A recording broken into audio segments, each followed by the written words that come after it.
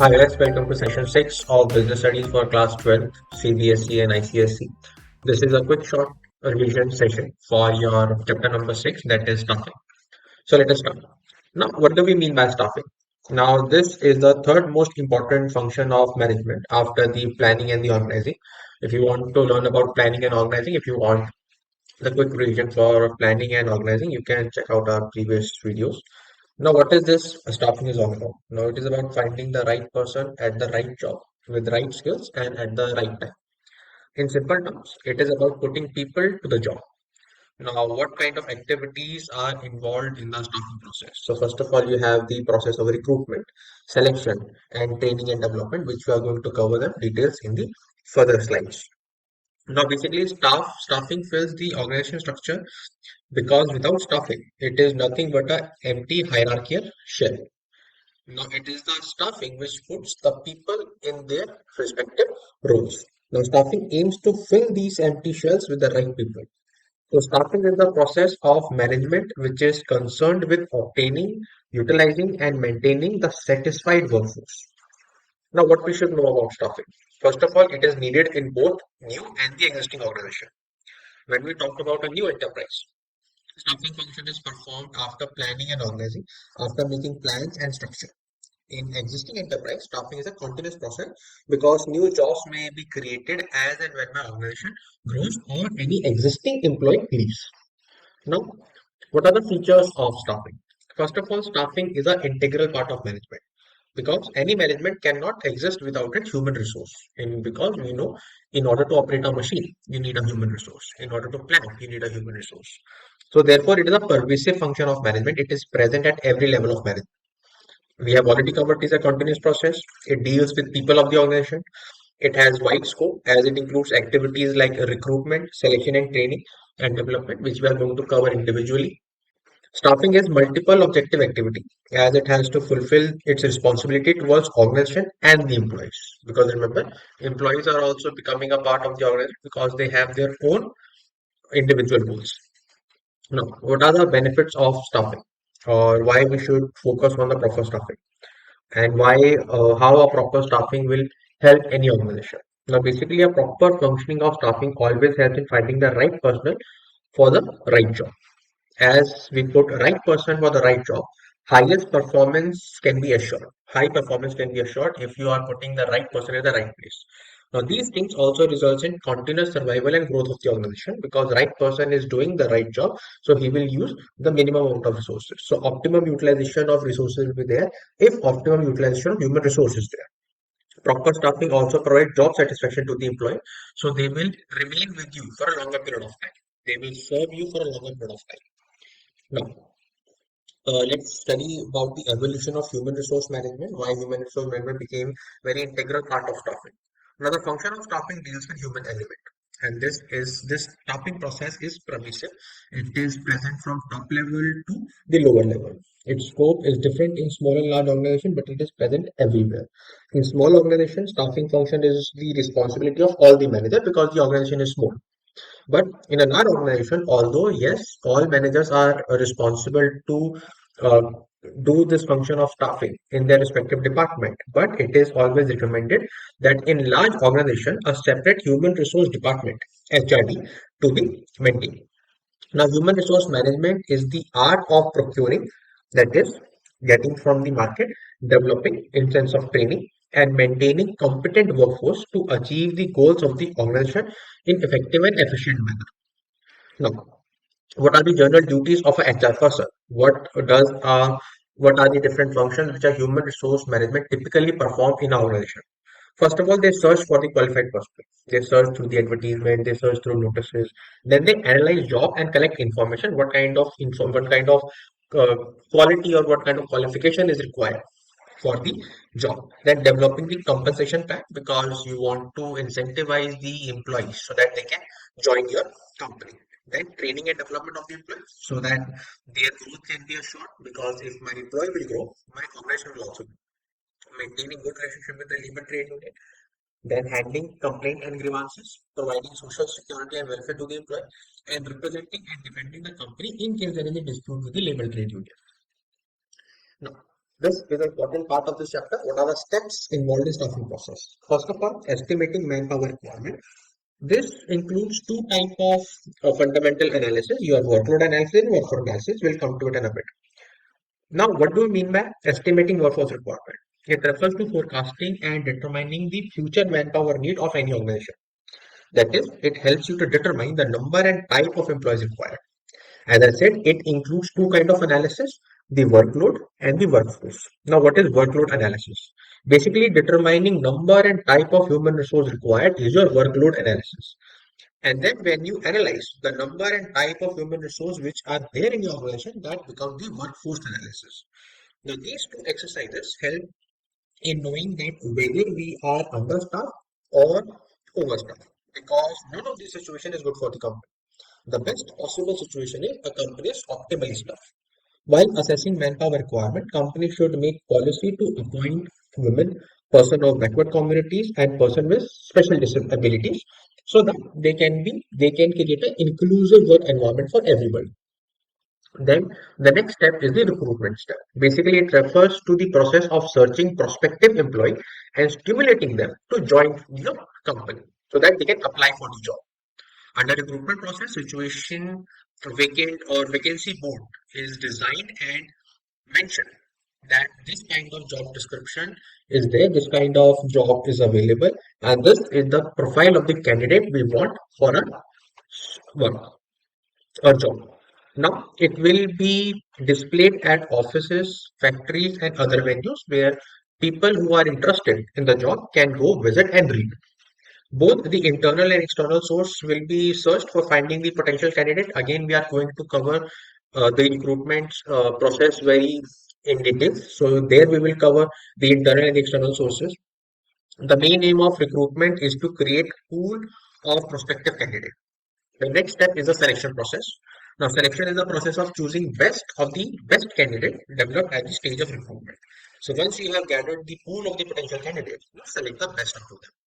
It is a process of selection in which you conduct a lot of tests, you conduct a lot of interviews, and the candidate who successfully clear all these hurdles, they are offered a job. Now, selection process is conducted with two objectives: to choose the best suitable candidate for the applicant, for the from the applicant, and to enhance the self-esteem of selected candidate and to make him realize that how serious the organization is to employ him. Alright. The fourth step is placement and orientation. Now, placement refers to putting the person to the job where he is selected. Orientation is a process of familiarizing an employee with the superior peers and subordinates. Next step is followed by training and development. Again, we are going to cover this in detail. Training can be of two types. It could be in-house or out-house. Training helps in removing doubts of employee. This actually helps in increased efficiency and effectiveness of the employee, which in return increases the profitability of the organization. Now, this training and development should be a continuous exercise because it will help you to retain employee in the same company for a long period of time. Next step is your performance appraisal, that is evaluating the performance of the employee against the standard which you gave to him, those predetermined standards. The aim is to determine potential of an employee for better assignment, promotion, and transfer. All organizations have some formal or informal means of appraising their employees' performance. It helps in providing feedback to employees for work performed. Then you have promotion and career planning. Organization must encourage the employees to grow and realize their full potential. It is necessary for organization to address career and promotion related issues. Then you have the compensation. Now, compensation basically means any kind of pay or reward you give to your employees. This compensation is significant because it influences by the company's financial strength. Salary offered by competing firms, rules framed by the governments are also some of the factors which influence the compensation plan given by any company. Now, compensation can take many forms. They could take the form of direct financial payment like wages, salaries, incentives, which you pay directly to the employee. These can be time based, so you get daily wages or weekly wages or monthly wages, or they can be performance based, that is according to the number of unit produced or sold. Then you have indirect payment, like you employee You employ a worker and you give him rent-free accommodation. You give him free transportation services. Those are indirect payment in the compensation. Now let us cover the different aspect of staffing. That is, we have three aspects of staffing, which are recruitment, selection, training, and development. The first we are going to cover is recruitment. Now, what is recruitment? Basically, it is a process of searching prospective candidate and stimulating them to apply for job. It is a positive step as it encourages people to apply for the job. Now, after this recruitment, you do the selection process. Now, but from where do you select? You select from the pool of candidate you have created in the recruitment step. You select the most suitable candidate from that pool. Now, for this, organization communicates vacant job position through different sources of recruitment. We will cover the sources of recruitment in a bit. Now, what are the activities which are performed in the recruitment process? You identify the sources of labor, you evaluate the validity of those sources, then you select most suitable source, and then you attract and you create a plan which is attractive and motivate the candidate to apply for the vacant job. Now, your recruitment can take from two different sources. First of all, you have the internal sources. Now, it refers to make use of existing staff to fill up the vacant post. Employees are recruited from those who are already working in the organization. Internal sources can either be a transfer or a promotion. Now, transfer basically means shifting of an employee.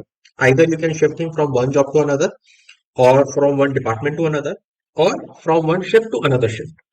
But you do not change their responsibility, their status, or the salary. It is a horizontal movement. Now, at the time of making transfer, it should be ensured that the person is capable of performing the other job. And transfer, more often than not, transfer is used as a training tool, so that our employee could get the learning from the all departments. Then you have promotion. Now, promotion is shifting of an employee to a higher position, carrying higher responsibility, power, status, and facility, and also the pay. Promotion is a vertical shift of an employee. This practice helps to improve the motivation, loyalty, and satisfaction of employee towards the job. It has a great psychological impact because promotion of a person at higher position may lead to chain of promotion at lower level, because once you shift employee from lower level to the middle level, then there is a vacancy in the lower level. So somebody else will take his place. The person who has been shifted from middle to top level, there is a vacancy created. So therefore, it leads to a chain of promotion at lower level. What are the merits of internal sources? First of all, it promotes the employee because they are motivated to improve their performance, because they know if they do their job good, then they will be promoted. Internal recruitment is simple and reliable because the candidates are already working in the organization. Through transfers, you can train one employee in different departments. Transfer also has the benefit of shifting the work from some surplus department to the shortfall department. And finally, filling up job internally is always cheaper rather than getting the candidate from the outside sources. But what are the limitations of the internal sources? Now, when vacancies are filled internally, the scope of introducing fresh talent is reduced. So, you don't want the talent which is within your organization only. You want a talent which is in the outside pool also. Internal sources does not lead to that. Employees may become lethargic if they are sure that within a period of time or within a specific period of time they will be promoted. The spirit of competition will be killed because they know that within 2 years or within 3 years, within 4 years, they are get to promoted anyhow. Frequent transfer of employee may reduce the productivity also. And especially for a new organization, this process of internal transfer or internal source is not available because the organization is new. They do not have that ready-made pool of talent. Then you have the external sources. Now, external sources refers to searching for the employee from the sources outside the organization. Many companies use this external sources as all vacancies cannot be filled internally. Now, what are the sources of external recruitment? First of all, you have the direct recruitment. Under this method, a notice is placed on the notice board of the enterprise specifying the details of the job available. Job seekers assemble outside the premises on specified date and selection takes place on the spot. But the limitation of direct recruitment is you can only hire unskilled or semi-skilled job. The worker appointed in this method, they are also referred to as badli worker because they are paid on a daily basis. Then you have casual callers. Now, casual callers are basically those unsolicited employees, or sorry, unsolicited applications of job seekers, which a company receives every now and then. So, company keep a database of such people. When a vacancy arises, these people are contacted. The next source is an advertisement. Under this method, advertisement is given in newspapers, trade journals, and magazines, along with full description of job profile and candidate profile. It helps in recruiting your skilled and educated employers. The advantage of advertising is that more information about organization and job can be given. Management also gets wider range of candidates for selection. However, advertisement may bring a flood of responses from the unsuitable candidate. Now, with the advent of television, that satellite media, the practice of telecasting of vacant posts has also gained a lot of traction. The next source is employment exchange. Now, employment exchange are government-run organizations which are used to fulfill unskilled or semi-skilled jobs. Unemployed person get themselves registered with these exchanges, and employment exchange keep touch with the employers. And at the request of the employer, they employment exchange they provide a list of candidates to the employers. So the employment exchange they act as a link between the job seekers and the employers. The next source is placement agencies or management consultant. Now, placement agencies or management consultants they provide services of recruitment and selecting personnel on behalf of the employer. They will charge you a small amount of fee for this purpose and more suitable for recruitment middle and high level position. They compile the biodata of large number of candidates and thereby recommend a suitable name to employer on their demand. The next source is campus recruitment. Now, organization they conduct interviews in the college campuses. It is popular source of recruiting technical, professional, and managerial jobs. Then you have recommendation of employees. Under this method, existing employees are encouraged to recommend suitable person among their friends or relative for job.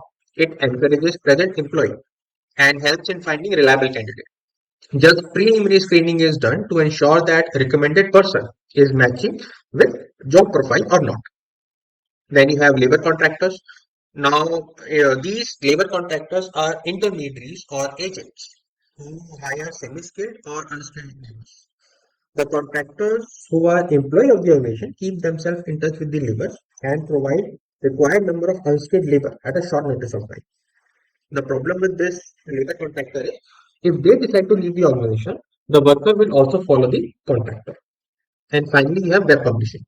Now, because internet is becoming a very popular source of the media and the information, so you can also use the same for recruitment purpose. So therefore, you have a lot of websites like monster.com or naukri.com or LinkedIn, which have become a major source of recruitment for the companies. Now, what are the merits of external sources? First of all, you get qualified personnel. By using external recruitment, the management can attract qualified personnel to apply for the vacant job in the organization. We also get a wider choice because a large number of applicants outside the organization apply. Hence, management has a wider choice to select from. You also get fresh talent because employees uh, which are within your organization, if they do not match the specification of the job, then the company can go for the fresh talent. And you also get the competitive spirit. If company taps external sources, it automatically creates competition among the existing employees to show better performance with the outsiders. What are the limitations? It can lead to dissatisfaction among the existing staff. Recruitment from outside always create dissatisfaction and frustration among the existing employees as they may feel that it was their reduced chance of promotion.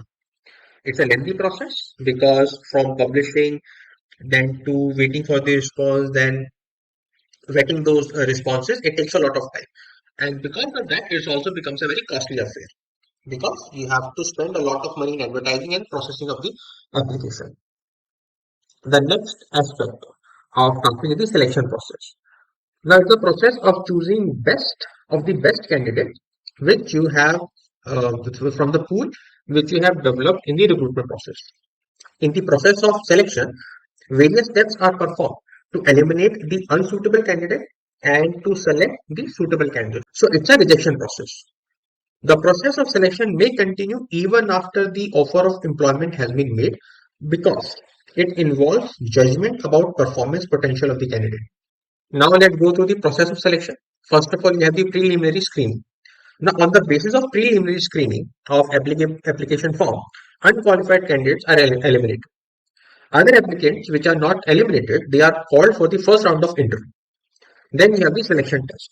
Now, those candidates who pass the screening process, they are asked to appear for a selection or an employment test.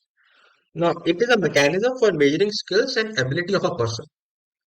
Now, what is the importance of employment test? First of all, it helps you to find out the intelligence quotient of the employee, that is, how good are their learning abilities. It also helps you to find out what are their likings, what are their involvement, that person's area of interest and kind of job that will satisfy him. Therefore, due to the interest test, then you have the aptitude test, where you check the ability of the person to learn new skill. That is how much they are capable to develop. Then you have trait test. It measures the existing skills of the individual. And you have the personality test. That is, what are the beliefs, what are the value system, what is the emotional stability, maturity of the candidate. Then you have employment interviews.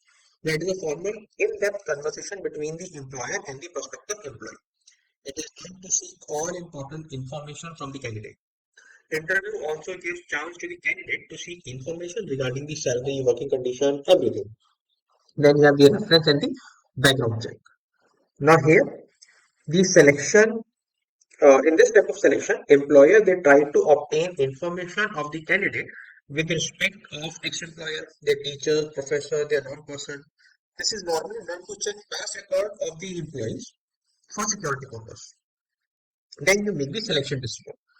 Now this is a final decision which is made for those candidates who pass test, interview, and reference check. Now before taking final decision, the view of the concerned manager, that is the manager responsible for the performance of the new employer, is also taken into consideration. Then you have medical examination. After selection, before you offer the job to the employee, you expect them to undergo a medical test. The job is offered to those candidates who are declared fit under the medical examination. And then you give them the job offer. The job to all those candidates who successfully clear the medical examination, they are finally offered the job. It contains nature of job, designation, pay package, and expected date of joining. And finally, when the candidate accepts the job offer, you give them the contract of employment. That is, this contract contains the vital details important for candidate like job title, their duties, responsibilities, date of joining, rate of pay, allowances, how much hour they have to put in, the leave rules, sickness rule, grievances procedure, disciplinary procedure, all things which are connected to the job, which is important for the candidate to know. All those things are mentioned in the contract of employment. Then you have training and development. Now, training refers to process of increasing skill, knowledge, and ability of the employee of doing the job. It is an attempt to improve current as well as the future performance of the employee. Development, on the other hand, it refers to the overall growth of the employee. It prepares employees for handling challenging jobs. Now, what are the benefits of training and development? Now, training helps in increasing learning, which result in reducing the wastage of resources. It enhances employees' productivity because, uh, in turn, it will make them a better future manager. So, it will also increase the profitability of the organization. Training also helps in improving morale. If your employee is properly motivated, he will attend the office on a regular basis. So it will reduce the absenteeism. And finally, because of that, it will increase the profitability of the organization. It helps to keep pace with rapid changes taking place in the environment. Then, what are the benefits of this training and development to employees? Now, training helps in improving skills and knowledge of the employee. It develops these skills which makes them good in earning, so it increases their earning potential also. Trained workers are less prone to accident. Training also helps in increasing job satisfaction of the employee. Now let us finally cover what are the different training methods. You have on-the-job training and off-the-job training. So what is on-the-job training? Now where employees are given training at their workplace only. It is known as learning while doing. So what are the different on-the-job training methods? First of all, we have the induction training, also referred to as orientation training. Now, it is a training program of new candidates so that they can be made familiarized with the work culture. The period of training can extend from 2 to 4 weeks, during which training will be imparted through films, lectures. Such training will help new employees in socialize and familiarize with the organization and its standard. Then you have apprenticeship programs or apprenticeship training. Now, this training program involves putting trainee under the guidance of a master worker. Young person aspiring career in technical fields such as welder, mechanist, electrician, they are trained under this method. Now, during the training period, they are paid less than the master worker. We have internship training. In this method, educational institute enter into arrangement with the business enterprises where students are sent to the industrial enterprises to gain practical experience. Selected candidates carry regular studies and then they work in some organization to gain practical knowledge. And finally, we have off-the-job method. Now, it refers to the method of training where employees are given training away from their workplace. It is known as learning before doing. The only method is vestibule training. Now, in vestibule training, workers are trained in a separate workshop away from the factory. Here, almost similar working environment is created, and workers are asked to work on dummy machines. The main objective of vestibule training is to save sophisticated machinery and also reduce the number of accidents. With this, we have completed our quick revision of chapter number 6, staffing also. I hope you like this video. If you did, please like, share, and subscribe to my channel. Thank you so much for watching.